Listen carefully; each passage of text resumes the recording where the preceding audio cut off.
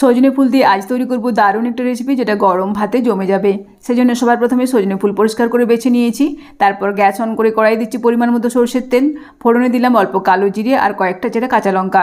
ফোড়নটা ভাজা ভাজা হয়ে যাওয়ার পর এর মধ্যে দিচ্ছি একটা মিডিয়াম সাইজের পেঁয়াজ কুচি। তারপর পেঁয়াজ কুচিটাকে কিছুক্ষণ নাড়াচাড়া করে নেব। এরপর এর মধ্যে দেব একটা মিডিয়াম সাইজের আলু, খোসা ছাড়িয়ে লম্বা টুকরো করে কেটে নিয়েছি। এই সময় এর মধ্যে দিচ্ছি পরিমাণ মতো লবণ আর অল্প সামান্য হলুদের গুঁড়ো। তারপর আলুগুলোকে বেশ ভাজা ভাজা করে নেব। আলুগুলো ভাজা ভাজা হয়ে যাওয়ার পর এর মধ্যে দিচ্ছি পরিষ্কার করে ধুয়ে রাখা সজনে ফুল।